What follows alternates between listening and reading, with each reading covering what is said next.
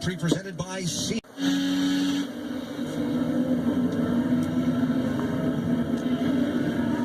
The IndyCar Grand Prix presented by Sea-Doo, live from the Indianapolis Motor Speedway, where the month of May is underway. 14 days from the 101st Indianapolis 500-mile race.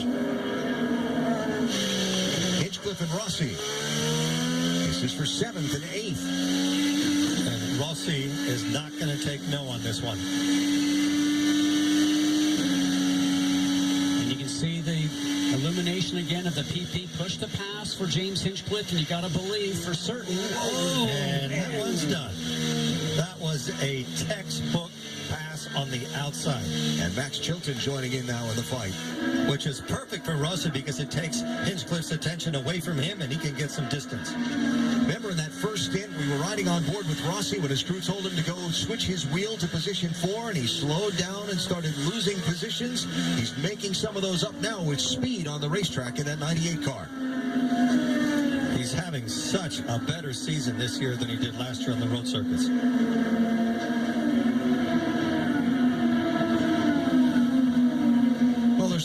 There's a lot of reasons for that, right? He's learning. He's been there before. He knows more about the Indy cars themselves. Honda teams know more starting this season than they did starting last season with the aero kit they're using on the road and street courses. There's so many things. The Andretti team in general is running better. Let's not forget about his confidence. And he says he's in a completely different space than he was a year ago as far as comfort on the IndyCar circuit. We forgot the most important thing, and he's this year's Indianapolis 500 champion for at least another, how many days? Well, he's a champion forever. Right? You just like you? Didn't you just invite Scott over to your house to polish your Borg Warner trophy? Okay, I misspoke. For the reigning. There you go. I think he's going to get better and better as the season progresses. What I'd really like to look at right now, look at Castroneves continues to lead. And he has quite a distance between him and Power, 3 seconds. Well, 3 seconds, and I was thinking it might be more. You can see the red sidewall tires on the number 3, the Verizon machine of Helio Castroneves, and his teammate Will Power put their standard black sidewall tires on. And I really thought that Castroneves would pull away a little bit further, because remember, Castroneves still has to use the black tires. Doc, you have more?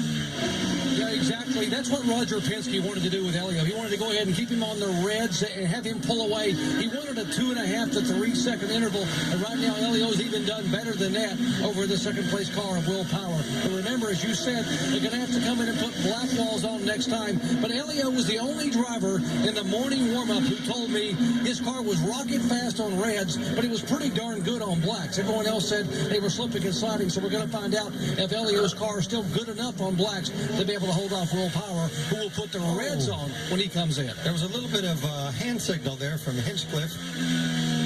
Did you catch that, Scott? You use that in Canada? I was going to say, that's not Canadian, but he's Canadian. But Spencer... blacks to be able to hold off Will Power, who will put the reds on when he comes in. There was a little bit of hand signal there from Hinchcliffe. Did you catch that, Scott? You use that in Canada? I was going to say, that's not Canadian, but he's Canadian. But Spencer Piggott was the car that went by. Remember, Spencer had that problem in the pit lane, and he has been one of the quickest cars on the racetrack as I've been watching the times here. So he's certainly got a car underneath him that's capable of going very fast. And it looks like Hinchcliffe is suffering a little bit with his handling right now.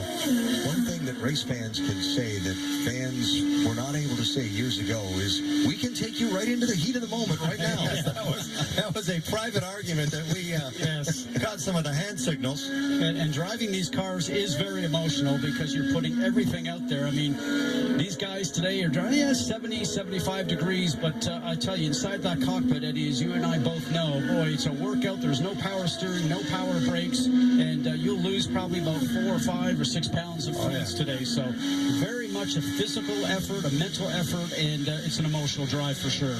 Look what Rossi's doing. He's now in a battle with Pagenaud. Rick? Well, think about this. Number one, you've got a guy on red tires, the alternate tires in the back, a guy on primary black tires in the front. We've been talking about how, number one, those aren't as good, so it may not be long before Rossi eats him up. But let's also talk about the fact that this is a perfect track for Rossi. He comes out of the European circuits, where they're much smoother, much nicer in terms of the overall effect. In fact, he said this is a European-style track. He'd had one of his best races here last year, and he expected to have another one today. Very well put.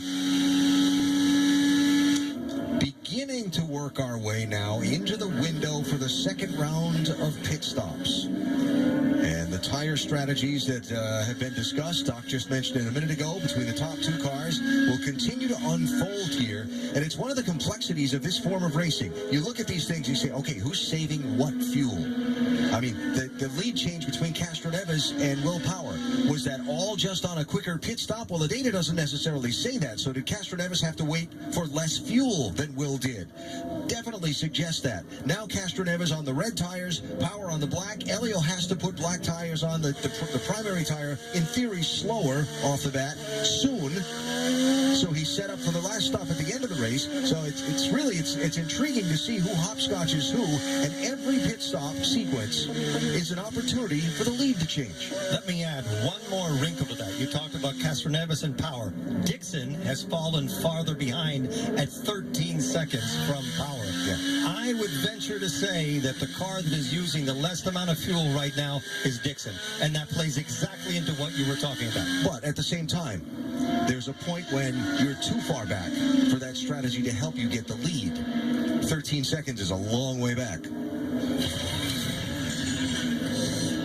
We can speculate about all of this and what might be. The best part is we get to hang around and find out what will be in the IndyCar Grand Prix at the Indianapolis Motor Speedway. Hang on, Mikhail.